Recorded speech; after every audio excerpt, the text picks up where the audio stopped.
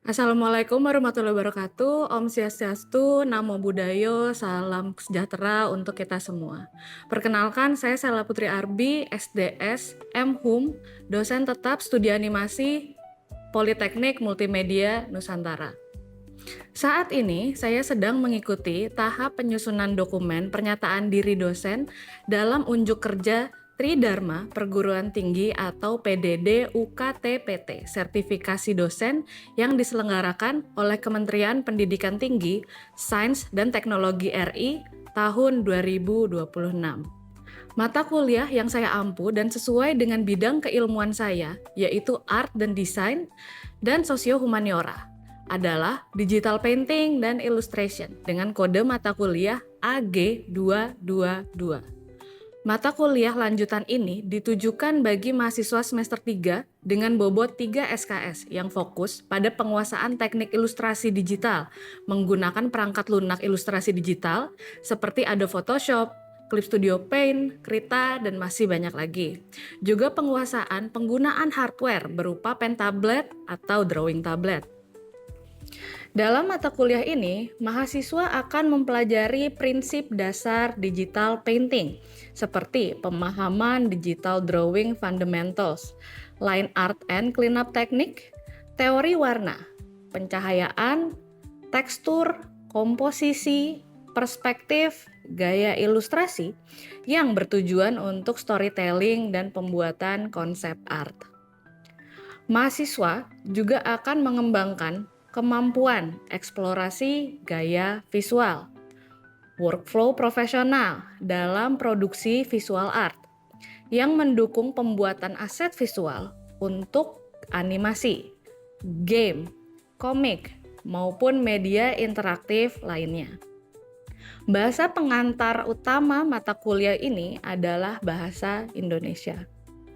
Rancangan program dan kegiatan pembelajaran semester atau RPKPS pada mata kuliah Digital Painting dan Illustration disusun mengacu pada capaian pembelajaran lulusan atau CPL Creative Production Skill, yaitu mahasiswa mampu menciptakan konsep visual untuk karya animasi, game, dan produk turunannya dengan standar industri pada tingkat nasional dan internasional. Dari capaian pembelajaran lulusan ini, maka diturunkan ke dalam pencapaian pembelajaran mata kuliah atau CPMK. Dalam kuliah ini ada satu CPMK, yaitu mahasiswa mampu menerapkan gaya ilustrasi, merancang, dan menciptakan ilustrasi visual. Keseluruhan capaian tertuang dalam RPKPS yang telah disetujui oleh Ketua Program Studi, serta telah diperiksa dan dianggap sesuai dengan standar Biro Penjaminan Mutu Internal atau BPMI. Secara rinci, pembelajaran mata kuliah ini telah disusun spesifik pada 5 capaian sub pembelajaran mata kuliah atau sub CPMK. Telah dipetakan berdasarkan CPMK. 5 sub CPMK ini adalah mahasiswa mampu menggunakan perangkat lunak dan perangkat keras seperti pen tablet untuk kebutuhan digital painting serta mendemonstrasikan kemampuan gambar digital. Sub CPMK 2, mahasiswa mampu mempraktekkan dan menerapkan beberapa gaya ilustrasi yang berbeda. Sub CPMK 3, mahasiswa mampu mempraktekkan gaya ilustrasi yang dapat dicapai sesuai kemampuan individual. Sub CPMK 4, mahasiswa mampu memproyeksikan dan memodifikasi gaya visual yang sudah diasah untuk kebutuhan ilustrasi. Sub CPMK 5, mahasiswa mampu menciptakan karya ilustrasi dengan layout yang baik dan elemen-elemen visual yang dibutuhkan.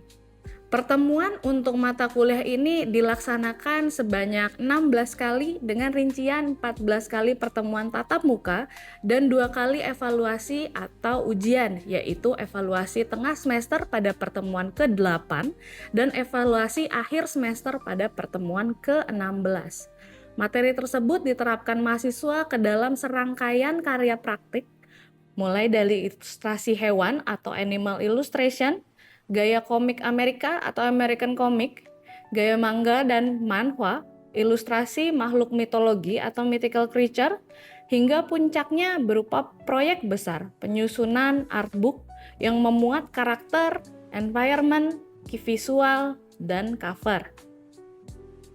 Materi atau topik-topik tersebut diambil dari berbagai referensi, yaitu Designing Creature and Characters oleh Holmes terbitan 2016, Beginner's Guide to Digital Painting and Photoshop oleh 3D Total Publishing terbitan 2015, Beginner's Guide to Creature Design oleh 3D Total Publishing tahun 2020, Artist Master Series oleh 3D Total Publishing terbitan tahun 2022, Creating Characters for the Entertainment Industry oleh 3D Total Publishing dan Anderson terbitan 2019, Draw Amazing Faces oleh Santos terbitan 2024, Beginner's Guide to Digital Painting oleh Tepes terbitan tahun 2022, Creative Character Design 2E oleh Tillman terbitan tahun 2019.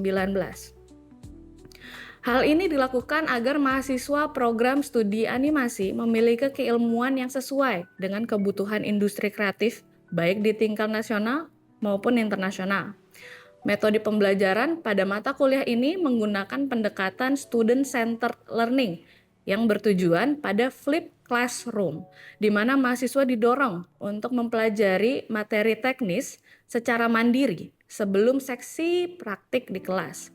Sesi perkuliahan difokuskan pada diskusi materi, demonstrasi teknik, praktik terarah, hingga eksplorasi berbagai gaya ilustrasi untuk meningkatkan kemampuan dan memperluas wawasan mahasiswa terkait visual art. Kriteria penilaian cangkupan, komponen aktivitas, dan evaluasi. Komponen aktivitas terdiri dari praktek dengan bobot 60%, evaluasi tengah semester berbobot 20%, dan evaluasi akhir semester berbobot 20%. Sebelum memulai pengajaran, saya mengawali dengan penyampaian materi yang dapat diakses oleh mahasiswa melalui Learning Management System, yaitu e-learning.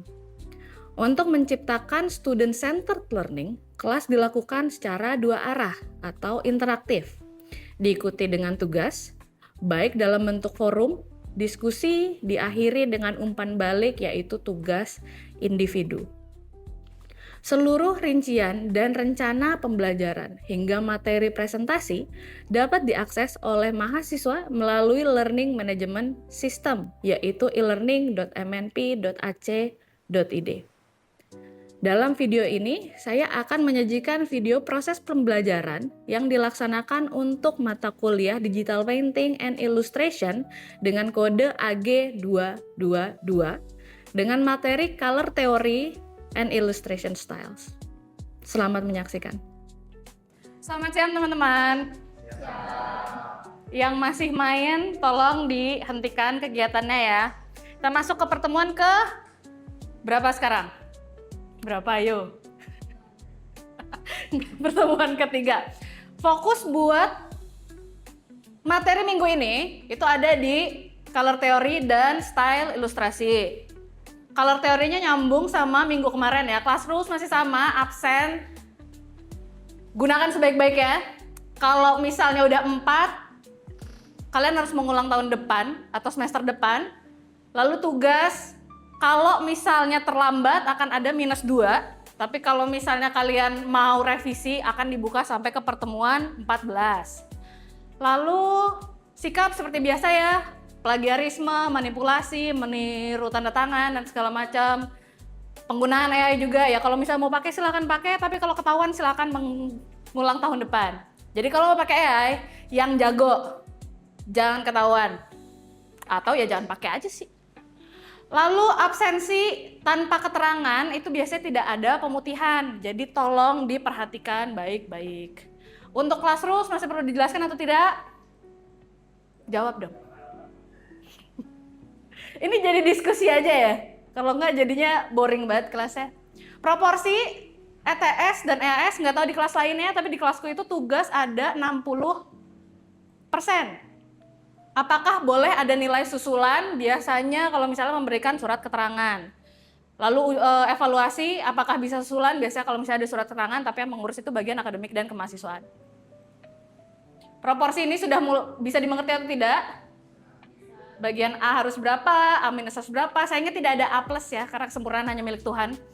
Jadi tidak, kalau misalnya kok cuma A, ya sudah sih kan sudah A. Nah, fokus di minggu pertama itu kan ada di bagian line, ada di bagian bentuk. Nah, kita masuk buat coloring. Nah, buat color language sendiri ada yang namanya quote-unquote suhu. Itu fokusnya seperti apa, dan itu psikologi warna. Biasanya kalau misalnya kalian mau bikin karakter yang luar biasa depressing, warnanya biasanya nggak kuning. Tapi itu akan jadi bagian diskusi ya. Ini referensi nanti bisa dicari ya. Lalu fokus di warna itu biasa nunjukin personality secara visual. Jadi biasanya sebelum ngobrol, kamu bisa menilai seseorang atau gambar itu seperti apa. Contoh, kalau misalnya tiba-tiba aku datang ke kelas pakai warna pink. Aku pernah pakai warna pink gak sih? Jawab apa? Belum. Iya ya belum. Ya bisa sih, tapi ya sudah. Apakah tiba-tiba kalian ngerasa ada yang berbeda? Kalau tiba-tiba aku pakai warna pink. Seperti itu ya. Biasanya warna tuh udah menunjukkan identitas. Oke, mari main.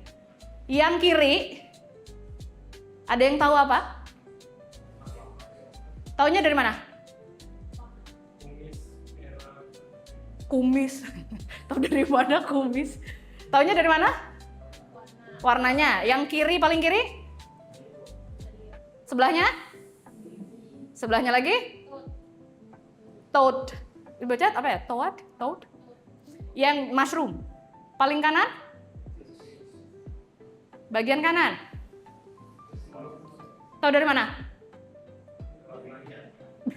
Jadi kalau misalnya aku bikin warna putih semua gitu, pada tahu nggak ini bakal Smurf? Enggak ya, berarti warna itu sangat menjelaskan desain karakter juga, jadi bukan cuma bentuknya. Nah, untuk color sendiri paling gampang ya, kalau misalnya gue pengen pakai warna hijau, tapi kalau misalnya hijau semua jadinya nggak seru. Cara milihnya, cari negasinya. Warna hijau di color wheel, kalian bisa buka color wheel semua? Ada yang masih bingung? Nah, di color wheel di warna hijau di sini biasanya disimbangkan tuh warna opposite-nya. Sama di sini. Opposite-nya. Itu yang bikin jadi balance. Jadi ada warna primer, sekunder, tertier, biasanya dibungkus dengan di kotak-kotakan seperti ini agar lebih mudah buat dilihat ya. Nah, itu kalau misalkan mau nyari warna yang kira-kira bakal ngebalance karakter kalian, itu cari negasinya. Ada komplementer. Ada juga warna itu ngomongin ada yang warm, ada yang cool. Kalau misalnya kalian, nggak harus perempuan ya, kalau misalnya kalian mau mainan makeup, mau laki-laki juga sebenarnya nggak apa-apa. Tapi perhatikan warna kulit kalian. Biasanya kalau warna kulitnya warnanya warm, itu perlu disesuaikan kira-kira warnanya kayak gimana. Walaupun ini sama-sama merah ya. Yang cool yang kayak gimana, yang hitungannya dingin kali ya. Yang dingin dan yang panas kayak gimana itu biasa ada negasinya. Biasanya arahnya yang agak anget itu di kuning. Kalau misalnya mau agak dingin, itu biasanya ke arah biru. Oh iya, tolong dicek juga kalau misalnya kalian mewarnai, sebenarnya nggak ada masalah ya. Kalau misalnya kemungkinan ada yang nggak bisa ngelihat saturasi warna. Jadi kemungkinan kalian ada yang namanya buta warna parsial. Kalian nggak ngelihat warna tuh hitam putih total gitu. Tapi mungkin nggak bisa membandingkan warna merah sama coklat. Biru sama hijau. Itu sebaiknya dicek. Ada tes warnanya ya. Tapi apakah harus bisa ngerti warna buat gambar? Enggak. Banyak kok ilustrator yang jago dan dia bahkan cuma bisa ngeliat hitam putih. Itu masalah skill aja. Jadi kalau misalnya dibilang, oh nggak bisa gambar gara-gara nggak ngerti warna, skill issue. Nggak gitu ya. Emosi juga biasanya warna kuning itu ada di intuisi. Kalau misalnya yang atas itu yang positif, yang bawah itu yang negatif. Biasa ada di intuisi, movement. Lalu kalau misalnya yang bawah, biasanya warna kuning itu agak arah sakit. Biasa kalau misalnya kalian main game, lalu warna mushroom atau bendanya gitu warnanya kuning biru gitu kan kemungkinan poisonous ya. Biasa arahnya tuh ada di situ. Tapi apakah sesuatu yang negatif artinya harus selalu negatif? Enggak. Semuanya tuh ada dua arti ya. Tergantung kalian mau bikin karakter seperti apa. Jadi terserah. Oke, open discussion. Kenapa fast food warnanya merah dan kuning? Ini boleh ngobrol ya? Kenapa? Menarik perhatian. Kenapa menarik perhatian? Lalu merah? Kalau makan sambil marah-marah. Nah, kalau misalnya kalian lihat di sini merah itu biasanya ada di energi, intensitas aktif, Kuning ada di movement. Biasanya kalau misalnya yang udah banyak gerak terus tiba-tiba lapar, pernah nggak? Atau nggak ngapa-ngapain terus udah lapar gitu? Sebaiknya ngapa-ngapain sebelum lapar. Energi itu harusnya ada input dan output. Nah, ini maksudnya perpaduannya, biasanya tuh gara-gara fast food itu kan biasa didesain fun ya. Bisa nongkrong, ada playgroundnya, dan seterusnya, dan seterusnya. Biasanya tuh warnanya merah dan kuning ini tuh buat ngasih lihat kalau misalnya itu tuh energi, gue tuh fun, gue tuh seru, dan makanan gue tuh cepet. Warna merah itu biasanya ngefeknya ke speed. Ada yang pernah nonton Cars? Kenapa warna tokoh utamanya namanya siapa? Lightning McQueen. Kenapa dia warna merah? Kenapa nggak warna lighting aja putih? Karena ada artinya. Lalu coba di Monster Inc. Kenapa harus warna biru dan hijau karakternya? Ada yang pernah nonton? Ada yang belum nonton? Harus nonton, kalian anak animasi kalau misalnya masih belum nonton Monster Inc. pulang nonton. Nah, warna hijau sendiri ada yang tahu karakter yang hijau itu kayak gimana? Energetik, lalu apa? Baik. Ada yang jahat emang? Nggak apa-apa sih kalau ada yang jahat juga. Ya belum. Ih, kan lagi ngomongin kayak gini. Coba karakter namanya siapa? Mike Wazowski. Nah, dia tuh karakternya kayak gimana? Kalau dibandingkan sama yang biru namanya siapa? Sully, karakternya gimana Sully? Lembut, kalem. Dibandingkan sama Mike? Fun, energik lah intinya. Fine, energetik. Kelihatan ya dari warnanya, dia itu ada ungunya, ada birunya, lalu dia lebih terang saturasinya. Naruto ada yang belum nonton, nggak nonton juga nggak apa-apa sih. Ya itu pilihan, itu subjektif, mau itu bagus atau enggak. Anyhow, di trio ini warnanya cukup menjelaskan karakternya. Paling kanan, paling kiri, salah. Kiri kalian. Karakternya gimana? Karakter ya perempuan. Karakter. Gue gak mau bahas One Piece di kelas ini. Yaudah, itu ntar dulu. Yang tengah, karakternya kayak gimana? Berisik.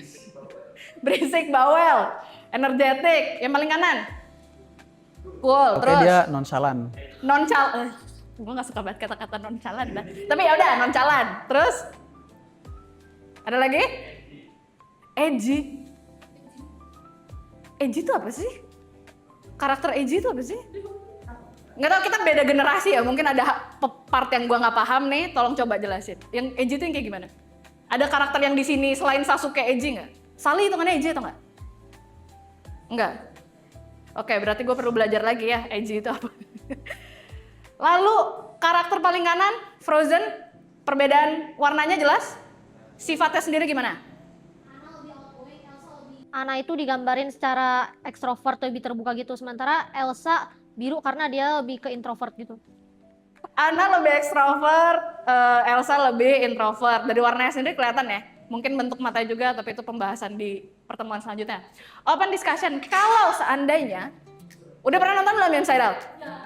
Yang belum nonton, pulang nonton. Nggak sekarang, tapi habis kelas. Anyhow, kenapa ini kan jelas semua ya, ini satu warna hijau banyak, ini warna merah banyak, ini warna biru banyak, ungu banyak. Kenapa satu karakter ini warnanya satu kuning di atasnya warna biru? Oke, kalau ngomongin karakter,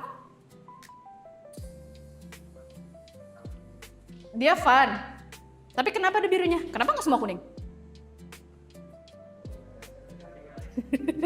Nggak boleh seneng-seneng terus gitu. Anyhow, kalau misalnya kalian perhatiin ya, sebenarnya ada warna-warna lain kayak di yang ungu tuh apa ya? Fear, ada merah dikit. Biasanya kalau misalnya kalian merasakan satu ketakutan, biasanya ada sedikit kemarahan di situ. Kok oh sih? Ya terus yang hijau, saat kalian kayak geli, jijik sama sesuatu itu biasanya gara-gara takut. Gara-gara kalian nggak paham apa yang bikin kalian geli atau takut. Nih warnanya ada ungu. Dan Joy sendiri, warna birunya sendiri ada di rambut dan di matanya dia. Secara psikologi, normalnya kalian akan lebih intens untuk merasakan sesuatu yang bahagia, yang lebih positif dan segala macam. Kalau misalnya kalian tahu negasinya kayak gimana. Tahu serunya bawa motor, naik sepeda dan segala macam, dan biasanya jauh lebih jago kalau udah pernah jatuh. Di sini ada yang pas jatuh ketawa? Ada sih, ada aja ya. Gue kalau jatuh ketawa juga sih gara-gara panik gitu. Tapi biasanya ya, normalnya diem dulu, shock. Dan biasanya feelingnya itu tidak menyenangkan. Dan biasanya pilihannya di situ apa? Lanjut naik sepeda atau enggak? Trauma, gue nggak mau lagi naik sepeda. Joy-nya hilang.